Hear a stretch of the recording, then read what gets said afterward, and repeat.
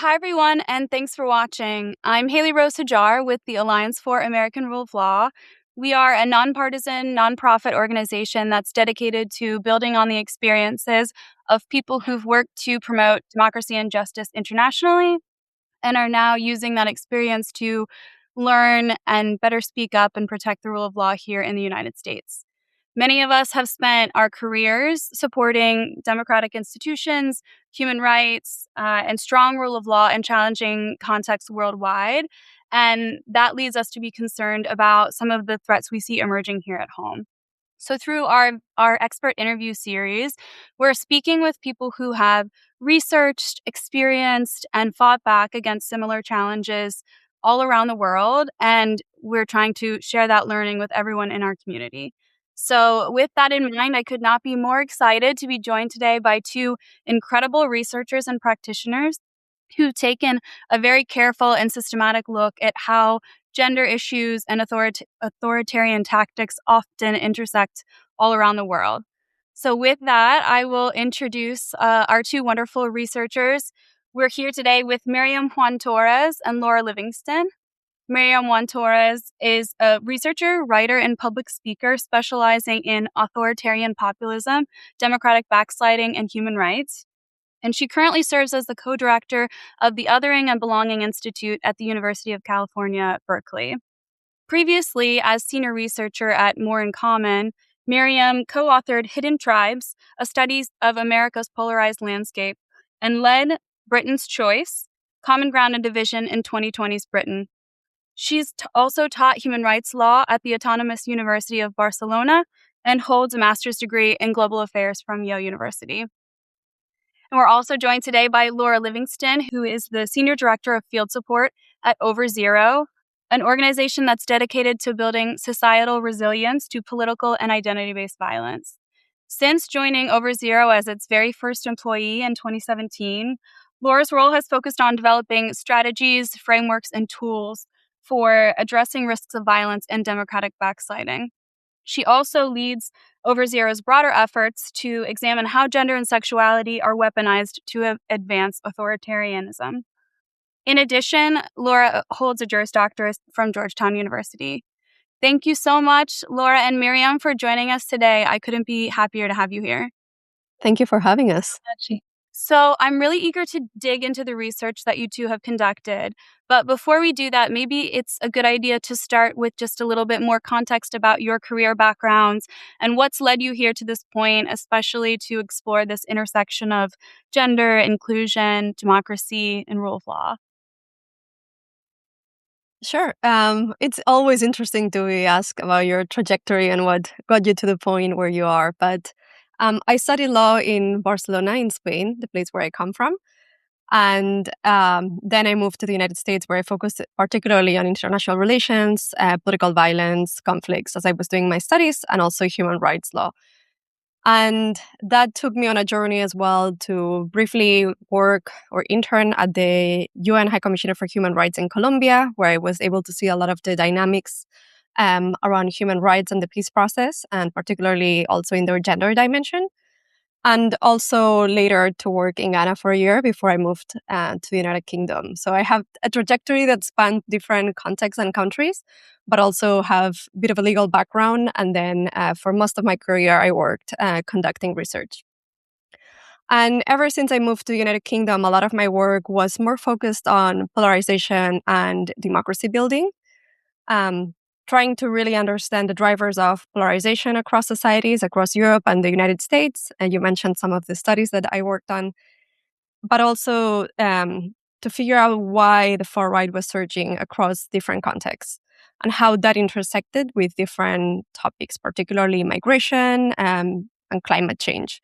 So at that time, I wasn't really looking at gender that much. And then I moved on to work at the Othering and Belonging Institute, which focuses on structural marginality and also how groups are marginalized based on their identities. And we do a lot of work understanding how group identities are weaponized, but I was building on a lot of the work that I had done on polarization and in democracy spaces as well. And the thing that we kept bumping into as well was gender in many dimensions. So when I did public opinion research, we would see that there was this gap between in the way in between men and women vote. But that was mentioned, it was noticed, but not necessarily explored. When a lot of conversation surfaced around trans communities, that was often noted as well. But, oh, this is part of the culture wars, or let's not touch it because it's a little bit dangerous. Not at OBI, but I had seen that in previous spaces. So the more we looked into it, we also started seeing the way in which gender was used to not only scapegoat and target specific communities and erode women's rights, target LGBTQ communities and the trans community in particular, but also how it was also utilized strategically to advance authoritarian practices, which we will talk about later on. And so we decided to focus on a project that delved precisely into that. And fortunately, we had amazing partners in Overzero and Laura in particular. Oh, thank you. Very, very mutually felt. Yeah, it is always interesting to think about my background and what brought me to thinking about this issue.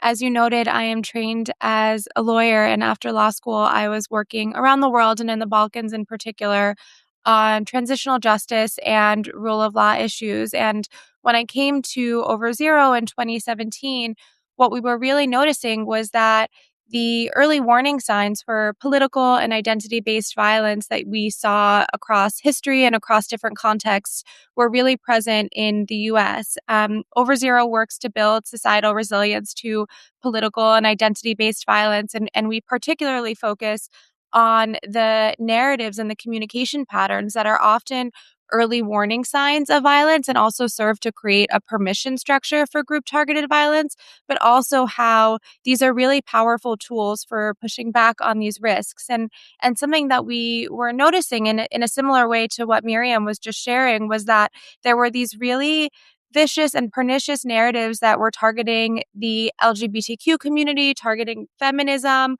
targeting trans people in particular, and holding them out as a threat to our way of life, to women and children, to our physical and cultural security, and that they were having this impact of building support for more authoritarian measures. They were being used as an electoral strategy. They were being used to push for different types of culture change as well. And they were being used to mobilize different political bases. But within the democracy space, they weren't really being understood as a democracy issue. And so building on some earlier work that we also did on LGBTQ scapegoating in partnership with Seth Flaxman, we felt really grateful to partner with the Othering and Belonging Institute and just really dive in to explore how gender more broadly is weaponized to advance more authoritarian forms of government, and how gender and authoritarianism intersect. And so feel really grateful to be here today and share some of these insights with you. That's wonderful. And actually, with your very meaningful answers, you kind of stole my next question I was going to ask, which was really about how people often don't see gender as a democracy issue. They don't see gender and these issues as related to the health of our democracy or rule of law. If there's anything else, I think you've covered some overarching ways that you see that express itself. But if your research has uncovered anything else that you'd like to highlight here about that connection between democracy and gender issues, I'd ask for that now. And then if not, we can dive into the 6 strategies that you all uncovered. Yeah, we would say that, as you mentioned, sometimes these issues are not seen as part of the whole or are siloed into different spaces. So people who work on gender equality or people who work on LGBT rights or feminists are on one side, democracy builders, depolarization efforts on another, migration, climate change, right? But through the study of authoritarian populism and polarization and othering, and also Overzero, obviously, through the study of political violence, we realize that, yes, of course, gender is a rights issue, undeniably. It impacts women's rights in a disproportionate manner. It impacts the LGBTQ community, obviously. The danger of political violence to which trans communities are subjected is obviously a rights issue.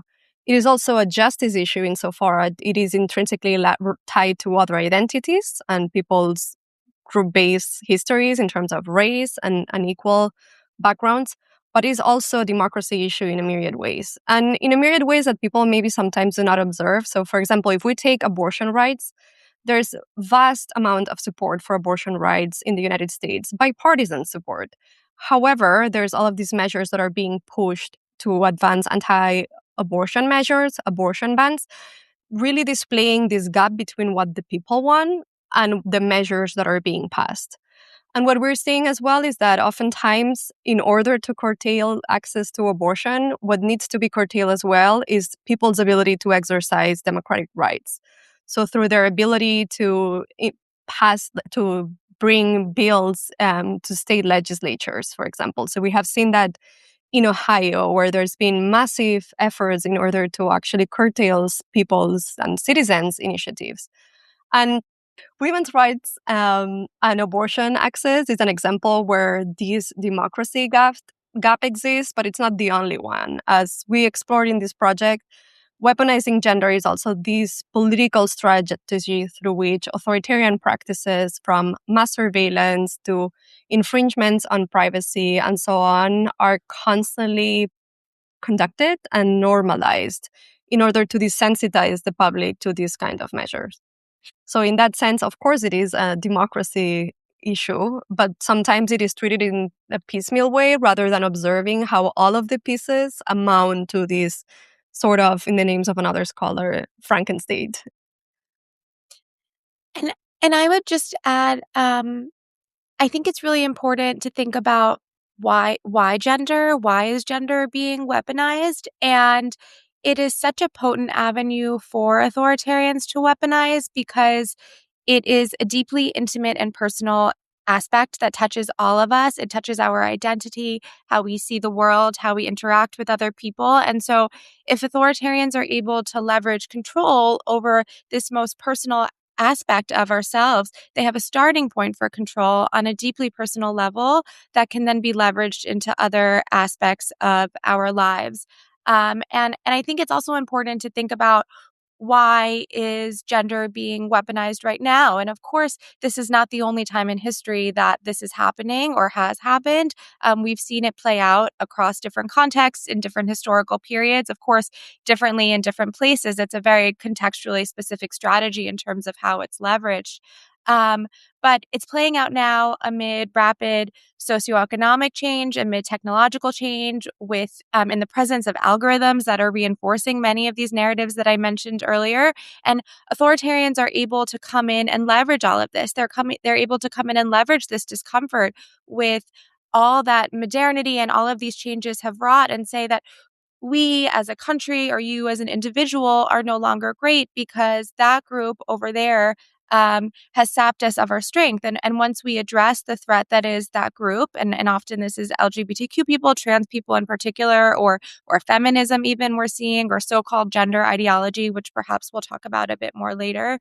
Once we address this threat, we can return to our former glory and often the very traditional way of life that entailed. Anne Applebaum has talked about this a lot and calls it restorative nostalgia. And I think it's really important to just think about the role of nostalgia in all of this, in this particular moment. And I just want to say that this has never been more urgent. I don't think that I need to make this point to anyone who's watching this interview, but we are living right now through a deluge of narratives, of policies, that are targeting queer people, women's rights, even attempting to normalize that women should not have the right to vote.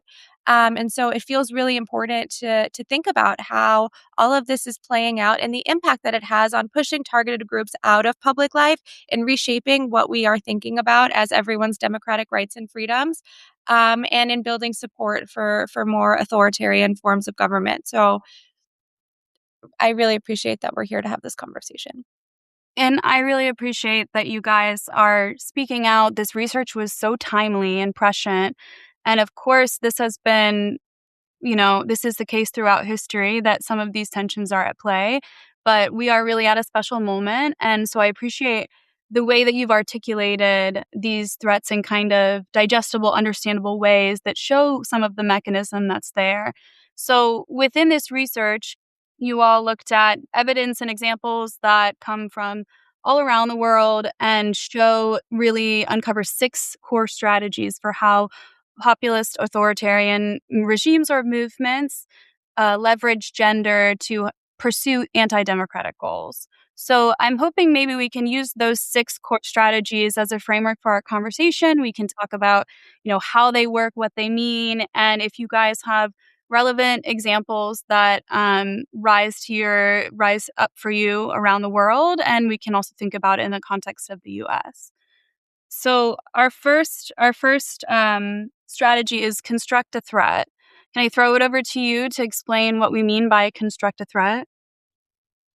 Definitely. And this is probably the most intuitive of the strategies and really touches on something that we were both sharing earlier, which is to frame feminists, LGBTQ people, and so-called gender ideology and all of those associated with it as this shared enemy that represents a threat to our way of life, to our physical security, to our women and children, even to national survival.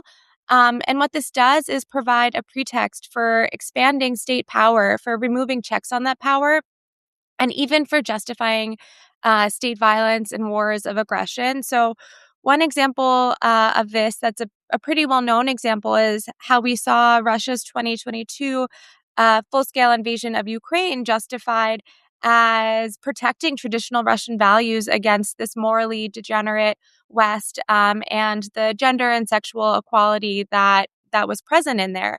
And I think it's important to note that this justification did not emerge in a vacuum.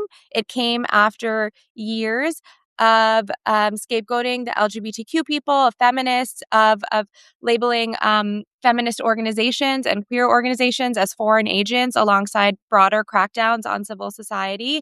Um, uh, Passing laws that were banning so-called homosexual propaganda, which also served as a template for later banning child-free propaganda. So we see the intersection in targeting the queer community and how this can then be used as a template for going after women's rights. The law on child-free propaganda, I should say so-called child-free propaganda because it is so ridiculous, is going after any content that extols the virtues of women choosing not to have children. But we don't need to look all the way to Russia to think about how this happens. We can think about Texas in the U.S., how the threat of the so-called threat of LGBTQ people and gender ideology was used to pass a web of legislation that went after that extended the arm of the state really into classrooms, into bathrooms, into private homes, into parenting decisions. And so I think what this again illustrates is how constructing a threat serves as a pretext for extending state power into realms that it previously would not have any power over. So with book bans, with healthcare decisions, with parenting decisions for kids and for the healthcare that they receive. And so these are 2 examples from different contexts, but that illustrate how this play out. Yeah, and if I may add to that as well, I recently learned from some lawyers and activists in Europe that are particularly active in Eastern Europe, where a lot of these issues have played out for years as well, that they often refer to the unholy trinity, to a series of laws that leverage gender in order to crack down on civil society and democracy generally. So it's connected to what Laura was mentioning, the use of foreign agent laws, anti-NGO legislation, particularly one that targets as well organizations' access to international funding. And that sometimes it is particularly framed around combating gender ideology or targeting LGBTQ communities, but then it generally expands as well into any organization that works on equality matters. So you can imagine how vague and elusive that is. And then also counterterrorism measures. And I think that that's something that we're also seeing play live in the United States as well in a variety of ways. The White House just released its counterterrorism strategy, which also includes fighting transgender ideology as part of the counterterrorism strategy, and with the consequences of or what that might entail for obviously the rights of not just the trans community, but anyone that the government may want to equate to trans right activities or gender ideology. Right, right. Opening it up, who defines that definition and who does the state get to target with this? Yeah. Even the Trump executive orders in January of 2025, one of them was protecting women from gender ideology extremism. Instead of portraying this as something that is closer to terrorism or some form of ideological extremism. And I will say as well, the experiences of NGOs working internationally that are trying to do perhaps something unrelated to gender, but gender is perhaps integrated into their program. This is something we saw a lot with USAID because gender was supposed to be mainstreamed across all of our programs to make sure we're doing no harm, we're including all communities in it. And that was often the very first thing that some resistant actors would latch on to say this is a Western ideal, this is anti-traditional values for whatever country we might have been working in, and was one of the first, kind of the tip of the spear to try and reject international community, really. I mean, these were partnerships that we were trying to pursue for the benefit of everyone. So it's a really powerful, constructing this threat is really powerful, and you see it in many different formats. Thank you for If all I that could explanation. Yeah, please. If I could just add one thing as well, I think it's important to pay attention to the associations that we're creating in this language. And so, using transgender ideology in an anti-terrorism law is creating this association between trans people and terrorists.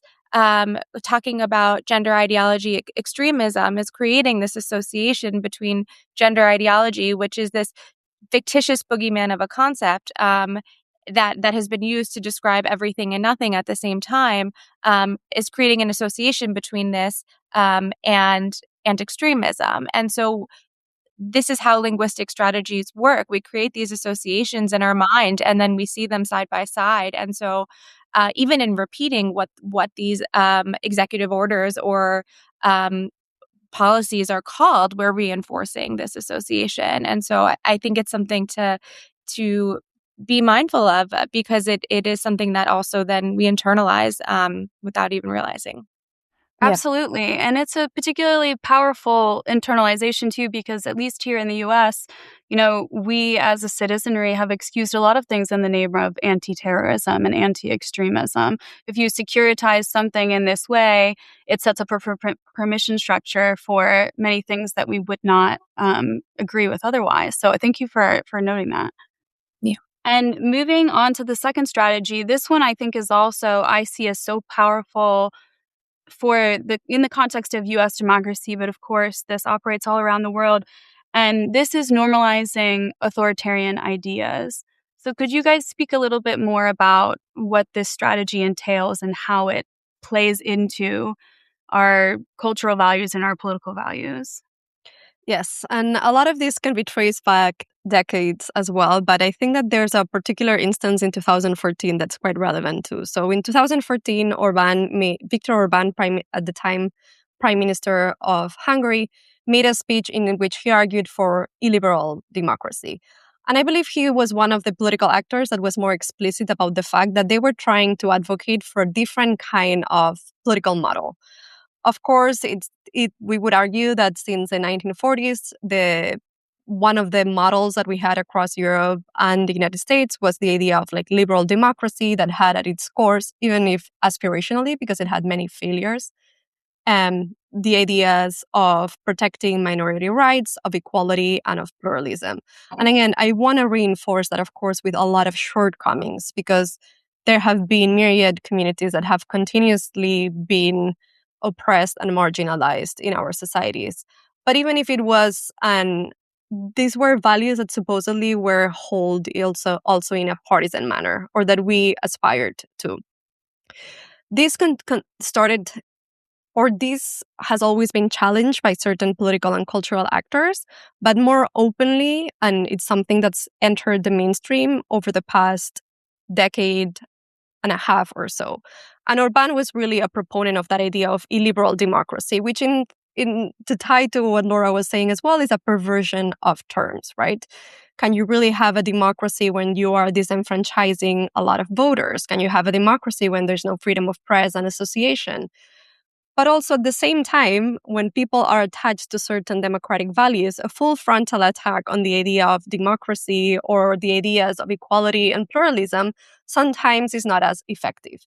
So you do that in other terrains that maybe serve as entry points into challenging the ideas of democracy, pluralism, and equality more. And that also extends to the rule of law and particularly to the principle of legal certainty, which we could talk about if we wanted to. But it's happening in particularly as it pertains to the ideas of equality and pluralism. And that is often explored first in the realm of gender, a realm where conversations around hierarchy and domination, sometimes coded, sometimes not, are a little bit easier to have.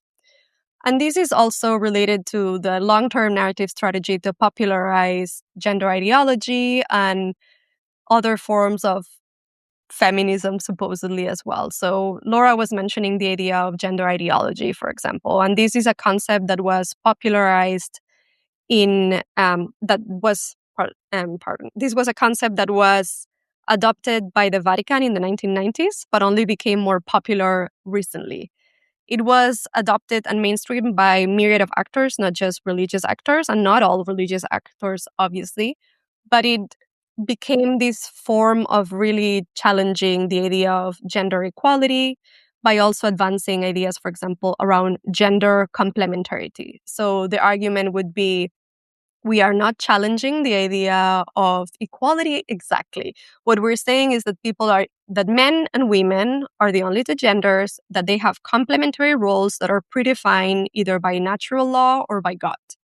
Right? So it's this play of, actually, let's pervert language a little bit, and then let's explore that maybe it's not equality, that it's complementarity, and so on.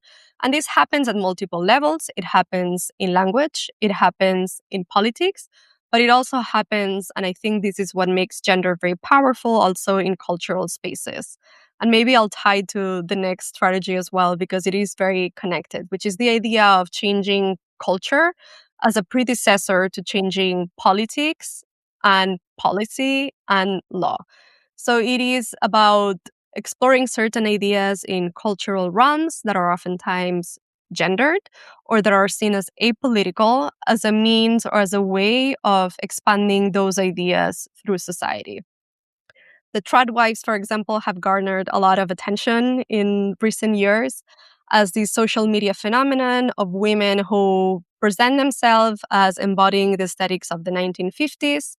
Oftentimes, women who claim that they are reform progressives or liberals that are highly educated, but that have realized that the story that's been sold to women about pursuing a career, about making a living of your own, about independence, it's actually a lie. And so they build onto something that is true, which is like a lot of women are exhausted, have the double burden of family life and work life.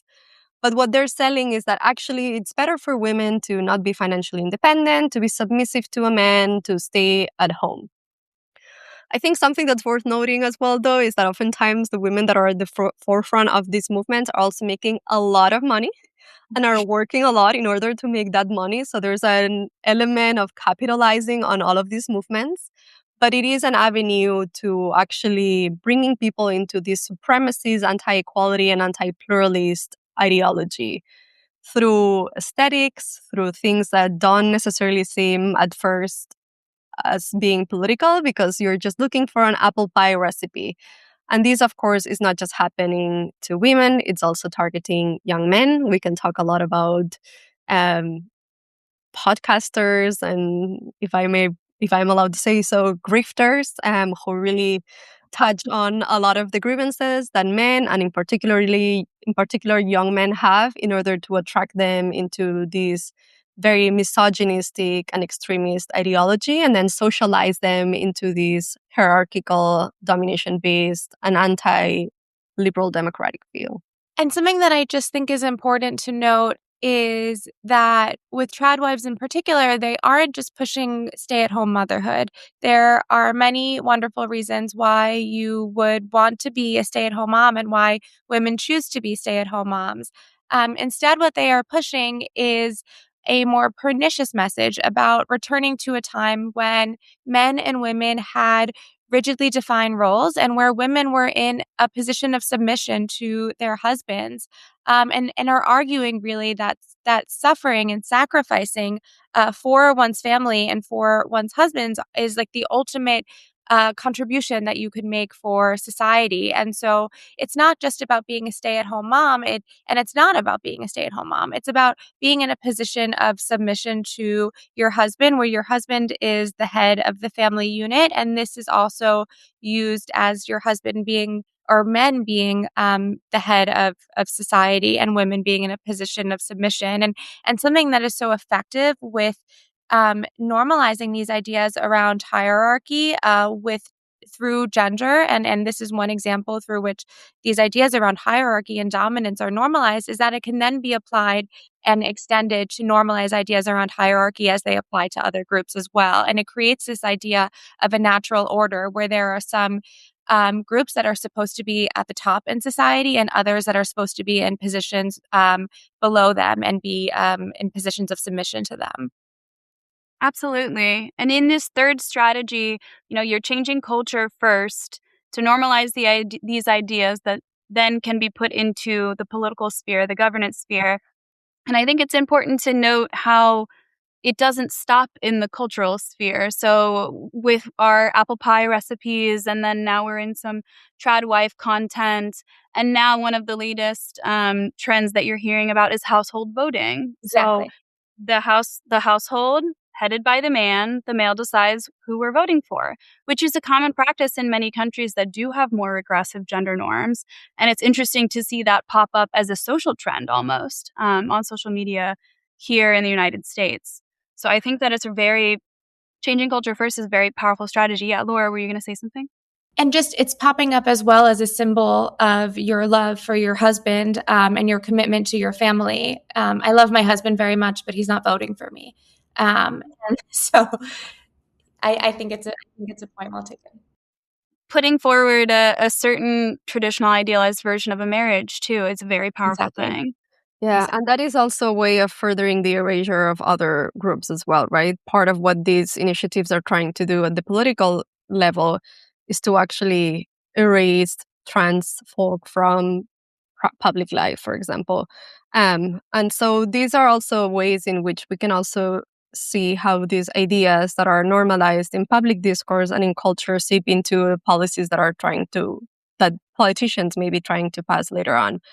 And I would argue as well, if I may, that this also shows, or a lot of these also show, the connections and the ways in which some issues that we may be looking at in isolation connect to one another. In particularly, for example, how oftentimes the targeting of the trans community are also a gateway or a portal into targeting the erasure of women.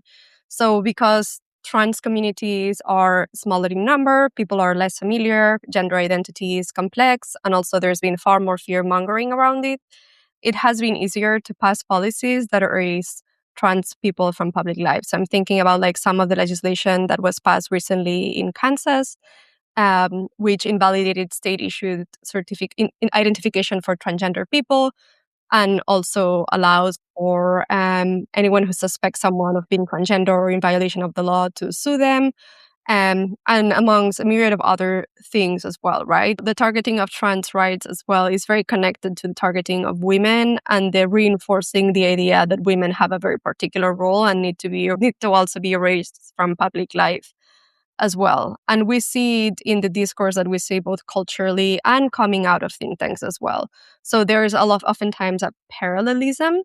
It's just that it may start with trans communities and measures that apply to trans people and then are expanded to include, or their logical conclusion is that it will affect women as well.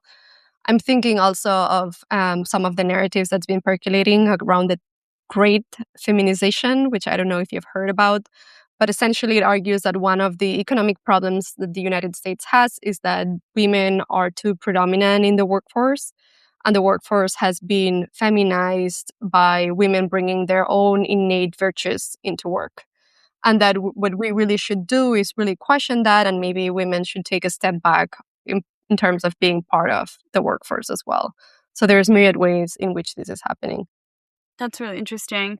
And you bringing that up too, I mean, there's been a lot of, in the legal sphere, a lot of strategic litigation agendas in the United States to first introduce legal inequality for a disfavored group like trans people or, abortion rights here in the United States, healthcare rights, and, introducing that sort of unequal legal protection for one group that some people will justify and agree with at first, really paves the way for those loss of rights to be expanded to other communities. Yeah, and this happens legally, but it also happens in campaigning. And I think that to go back to narrative and language is something that we need to be conscious of. Like, these are all part of the same phenomenon of othering and weaponizing identities as well. To bring it back to the ballot initiative in Ohio in terms of abortion that I was mentioning, because abortion has widespread support, one of the arguments that they were using was speaking about how this ballot initiative was related to gender affirming care for minors. So it was like, okay, well, maybe we cannot use the arguments around banning abortion so effectively. So we will just attach arguments that we use against the trans community to abortion rights as well, in order to actually try to diminish support for this ballot initiative. So these are all part of a complex picture, but we need to look at them holistically in order to understand how these mechanisms are operating, both to achieve political power, to consolidate it, but also entering into law particular measures. And on this point of looking at this more holistically, the fourth strategy that you all identify is building a bigger movement. So could you speak a little bit more about how gender allows these types of actors to build a bigger movement and build more support for anti-democratic movements? Absolutely. So there are scholars who call gender a symbolic glue that brings together a lot of unlikely actors who would never otherwise be in a coalition with one another. And so this is tech bros with pro-natalist figures, with devout religious figures, with authoritarian conservative actors, among many others. And what this does is it allows them to be in this broader coalition that can serve to support these anti-democratic measures. And I think what's really important to also think about is, alongside gender serving as a symbolic glue to bring people together, gender also is a really effective force to polarize and to divide. And so it brings a strategic set of actors together, and alongside that, it also polarizes and divides opposition movements. We've seen how gender, and particularly issues around trans rights, have been used to divide feminist and women's movements, and we've seen this in the U.S., we've seen this in the U.K., and this is not an accident. Um, We've also seen how gender has been used to divide other pro-democracy and opposition movements. And again, this is not an accident. It is a strategy because authoritarians know that a united coalition threatens their power, and a united coalition is a very strong opposition coalition. And gender is also used to divide society more broadly. And so we've seen how, in addition to it being used to bring people together, making gender the centerpiece of discussion and making every issue involving gender, even if it's involving trans people, which again, trans people are 1% of the US population if we're thinking about the US context. Yet we would think that everyone has kids in schools where they're thinking about the participation of trans athletes as if it was this issue that is affecting every single American. And making it a centerpiece of debate serves as a really effective force to divide the public along these lines, and make it reinforce existing divisions or introduce new divisions around issues that are really complicated and that people don't fully understand. And it also allows authoritarians, because these are really complicated issues and require more nuanced conversations and more information, it allows authoritarians to claim the common sense position as well. And so I think that that's something that's really important to also think about, how these targets are strategically picked. Not many people know trans people because they are such a low, there are so few trans people in the US population. And so it is a strategic choice to pick a population that is not big, does not have a lot of support and infrastructure around it. And this is why scapegoats are selected. And also that people don't have a lot of information around. And so this allows authoritarians, as I was saying, to claim that they are representing the common sense position and take advantage of people's limited knowledge around this targeted group, and use it to their advantage. Yeah, as Laura was saying, gender can be leveraged to both sides of the coin in terms of like building a Big Tent coalition and dividing the opposition, and also shaping the terms of the debate in order to corner the opposition into a particular kind of debate using a particular kind of language. And we also know from the history of fascist and authoritarian movements over time that authoritarian leaders, which often tend to have a very ethno-nativist kind of view of the nation, and the one that generally goes attached to a particular view of the role of men and women and gender identity and sexual minorities. Also generally need to capitalize on whatever existing infrastructure at the level of civil society they can capture, benefit from, and also expand.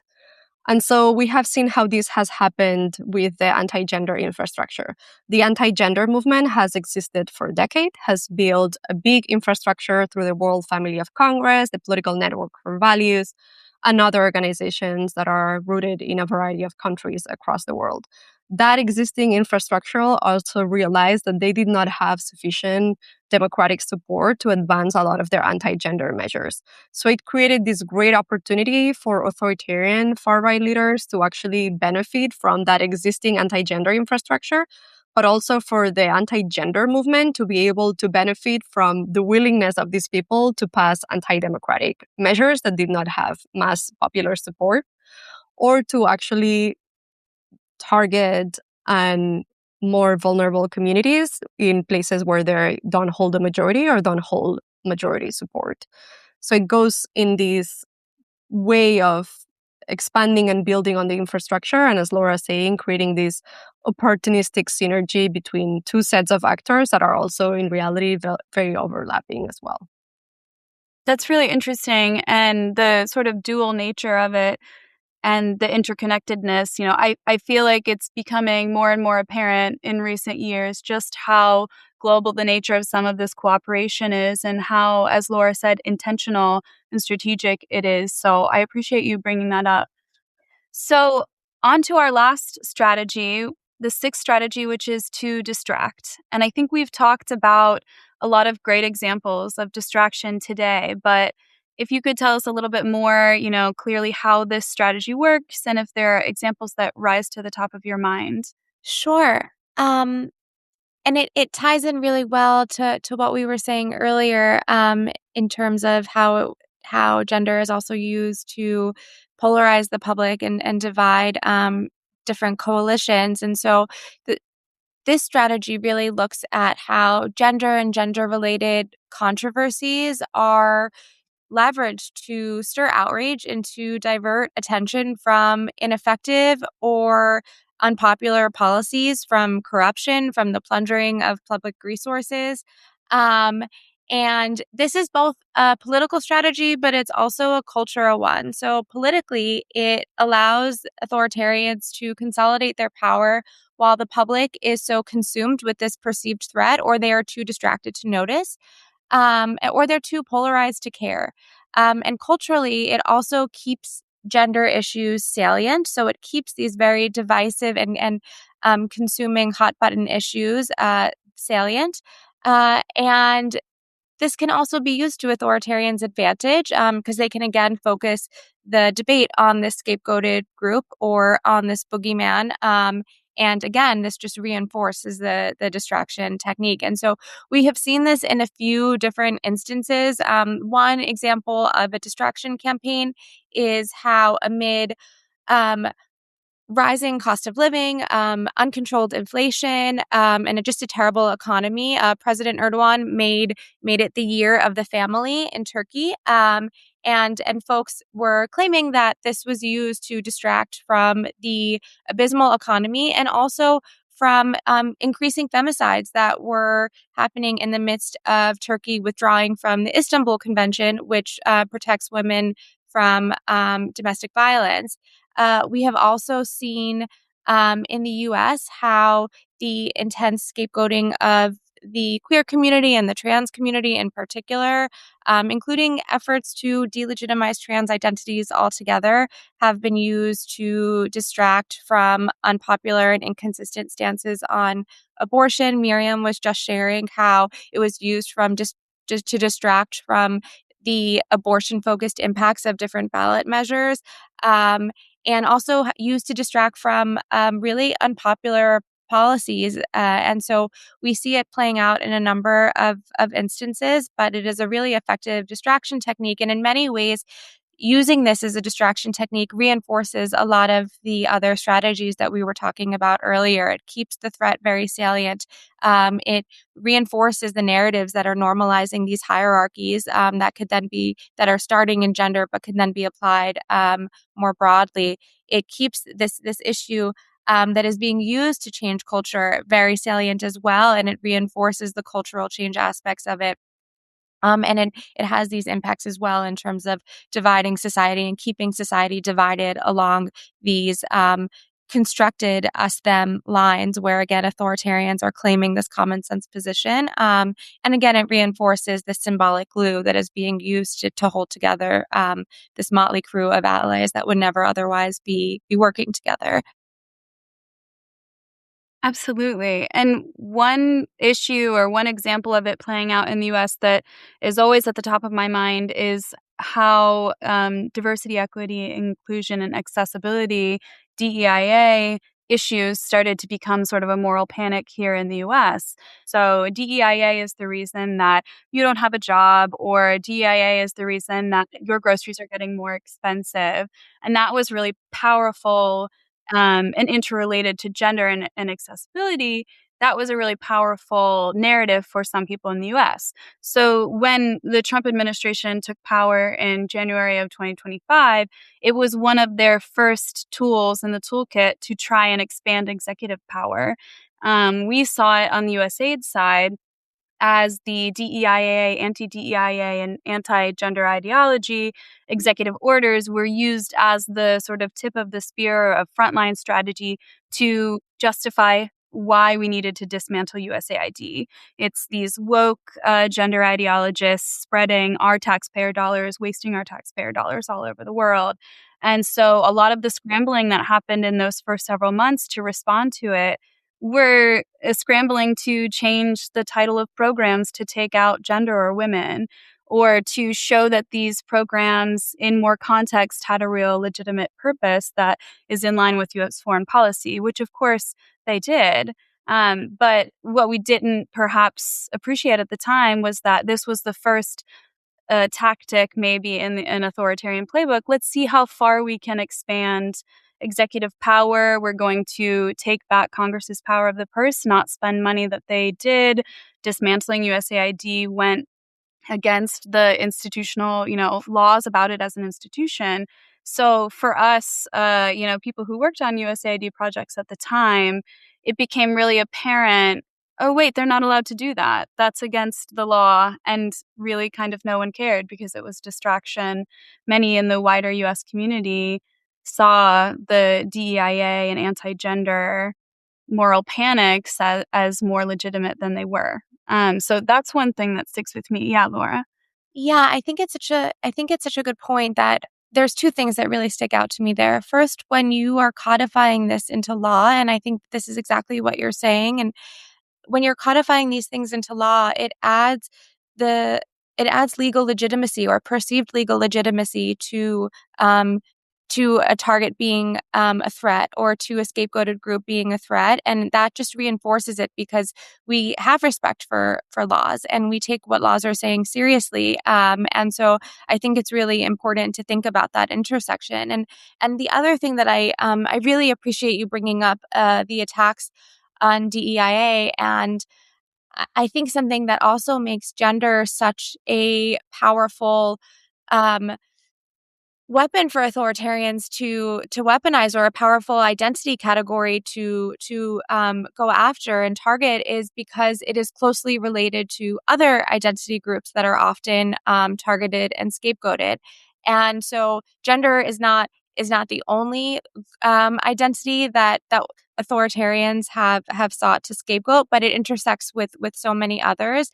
And so one example of this that we see is, for instance, how gender is interconnected with efforts to scapegoat people on the basis of race and on the basis of migration status. So we have seen, for instance, with the false Great Replacement theory, that posits that white populations are being deliberately replaced by non-white immigrants through higher birth rates and through migration. And so this views shifting gender roles and feminism and declining birth rates as responsible for that. And so you see, and of course, the Great Replacement theory is also deeply anti-Semitic at its core. And so you just see how these different tropes are playing off of one another. And we also see how gender and race are interconnected, and there are longstanding narratives that immigrant men, that Black men pose a threat to women and children. And these are narratives that have been used to justify lynching in the US. They are narratives that have been used to justify the current administration's very aggressive immigration policies, violent immigration policies, on the basis of immigrant men are a danger to our women and children, even though these policies and the enforcement of these policies through ICE's very violent actions have ended up endangering women and children. They have ended up resulting in detained immigrants having stillbirths or being imprisoned while breastfeeding and pregnant. And so I think it's really important to focus on how gender is being weaponized, but also to see it in connection with race and migration status and other identity characteristics that are being targeted as well. Yeah, and it is worth noting that authoritarian populists are not making a secret out of that. If you go to Project 2025, that's everywhere and in the frontal pages. That nexus between targeting trans rights, women's rights, gender ideology, DEI, and migrants. Just to quote, for example, like they say at the very beginning that it is important for the new incoming administration to delete the terms sexual orientation and gender identity, diversity, equity, inclusion, gender equality, gender equity, gender awareness, gender sensitive, abortion, reproductive health, and reproductive rights. So they really are lumping everything together, and yet some are still separating the fact that these are all part of the same puzzle. We need to, I think, one of the messages that we would like to underscore, I think, as part of our project as well, is that we cannot separate these issues, that it is not a coincidence that frontal attacks on trans people and debates over their access to bathrooms, sports, or healthcare are happening at the same time as there's a push against gender equality and the women's rights agenda, that they are happening at the same time in which all of these narratives around women staying at home, women not being part of the workforce, and so on are percolating in our culture. At the same time in which young men that have millions of TikTok followers based on content that's based on humiliating women and self-improvement is becoming very, very popular. At the same time that migrant communities are being scapegoated and used as a wedge issue. These are all part of the authoritarian playbook. These are all part of the same puzzle, and these are all affecting societies across multiple levels, including, of course, the rule of law and particular or basic principles of a rule of law-based society like legal certainty. Because while all of these initiatives and all of these narratives also have is a lot of vagueness in their terms, and thus they can be also applied in an even more discriminate and arbitrary manner. Very well said. And I think that those are great points to summarize and start maybe wrapping up our discussion. But I'm curious, you've given a lot of great insight that could be great advice today. If there's any other specific advice that you would give to, actors in the US that want to try and combat these similar strategies, what would you encourage them to do, say, read? Is there anything that you take away from your research on how we can better combat all of these challenges? Absolutely. It's such an important question. We spend so much time often examining and deconstructing the problem that I think it's really important to also think about what we can do in response. And I think one of the most important things that we can do is to be aware that this is happening and how this is happening, and to be mindful of how it's playing out in different realms of life. I think something that often happens with how gender issues are weaponized is that we end up just labeling them culture wars or culture war politics as usual. And really, when we are labeling something a culture war issue, we are losing sight of the fact that really what we are talking about and what we are debating are people's rights and freedoms and their ability to fully participate in public life and to have all of their identities recognized as legitimate. And we are so used to calling things culture wars that we don't really think about how, in doing so, we are kind of just laundering, scapegoating, and debating the terms on which we can scapegoat different groups of people. I think it's really important to be mindful of how this is happening and also to be mindful of our own language and what we might be dismissing as politics as usual or as culture war politics as usual, but really when we are discussing people's rights and freedoms. And I think the other thing that's important to think about, especially in this moment when all of these issues are playing out and we feel inundated with them, is that we are oftentimes looking for these silver bullet solutions, and really there is no single intervention that alone can address this. There are a constellation of approaches that we need to be thinking about. We need to be thinking about how we can block these authoritarian actions. We need to think about how we can create greater understanding among communities that maybe don't have a full understanding of these issues and how they are playing out, and also how we can bridge within our coalitions as well to ensure that they can't be divided by authoritarian actions. And we should also think about what it looks like to build a future and to build a country where everyone can experience belonging. And this, I'm thinking about this within the framework of Block Bridge Build, which is a framework for thinking about interventions that many of our partners in the pro-democracy space use. And so I think it's important to think across the spectrum of the different types of responses that need to exist alongside one another. One organization will not necessarily be doing all of these, nor is it strategic for them to, but to think about the constellation of actors and approaches that should be existing alongside one another to address this issue.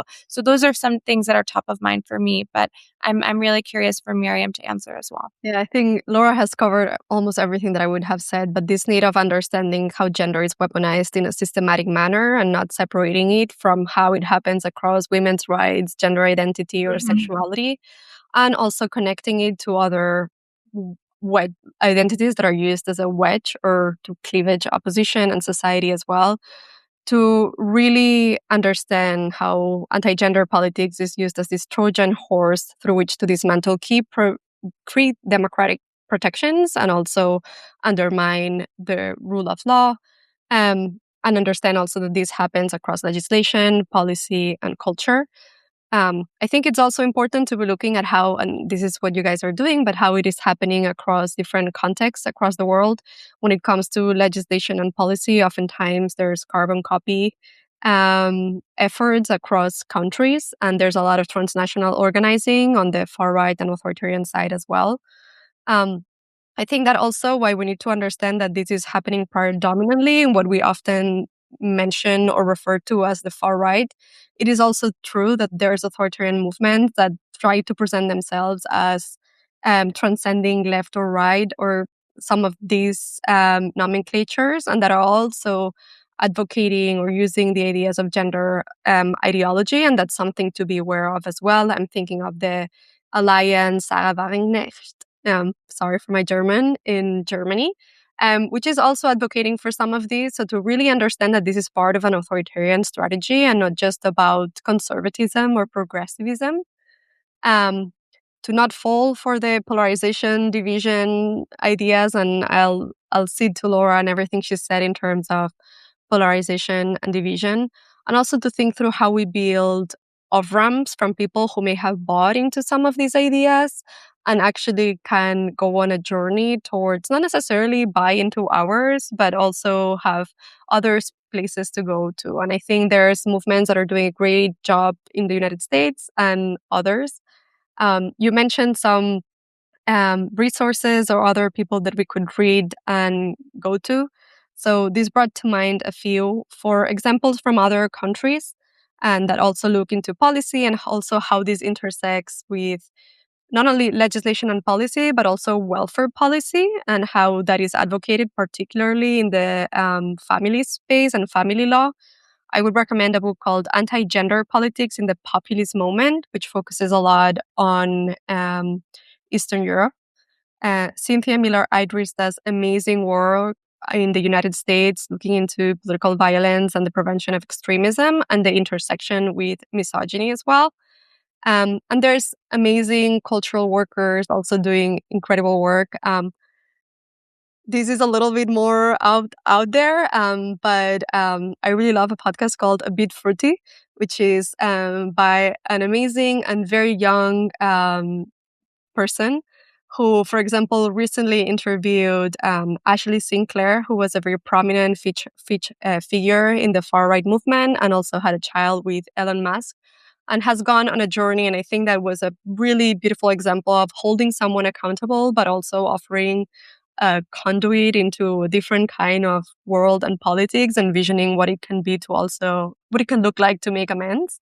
But also, I guess she provides a first-hand experience of buying into the trans scapegoating and arguing for measures and a worldview that also antagonizes or discriminates against women. So those are a few other recommendations. We would definitely have much more. I guess I would also say feel free to reach out to us. And on behalf also of Over Zero and the Othering and Belonging Institute, we are launching a second part to our project where we are interviewing academics, practitioners, legal scholars, faith leaders who are at the forefront of developing interventions and actions that do bring that gender and democracy intersection to the forefront of what they do. So I would also recommend, once we release that you check it out. And I will also say that that one book that was particularly informative for me in thinking about how this plays out over time and the impact that it can have is The Future is History by M. Gessen, which really looks at the progression of LGBTQ scapegoating in Russia and how it played out and the impact that it had on society and on individuals. And then I would also say that Saskia Breckenmacher at Carnegie is doing amazing work on the intersection of gender and authoritarianism and just looking at how gender is weaponized. And so I would definitely check out her work as well. And then Christina Wilfor has been doing incredible work as well on the weaponization of gender and has been looking at it across different contexts and really looking at the intersection of how gender is weaponized and how it's happening on social media platforms and the intersection with algorithms. So those are some additional recommendations. I know listeners will have a lot to check out and to read, but I think that's always a good thing. So yes, and I will add two more. Ari Shaw is amazing, doing great work as well. So we would be remiss not to mention him, as well as Philip Ayub, to understand more the international relations I mentioned and the building of coalitions across the globe. These are all incredible recommendations. We'll put them in the description of the episode so we make sure that everyone can navigate to them after this conversation. I'm also so happy to hear that there's a second phase of your research ongoing. I'm sure you will uncover really important and impactful things through it. Thank you so much for spending this time with me today. I learned a lot, you bringing these, this learning to the forefront right now is so important. So I really appreciate you sharing it with our audience in this way. And again, I will also add your research report into the description so everyone can go read the incredible work that you've done and learn more from those examples and all of the shareable resources that are developed around it. So thank you, thank you, thank you. I really appreciate it on behalf of the Alliance for American Rule of Law. Thank you for having us. Have a wonderful day. Thanks. Thank you so much, Haley.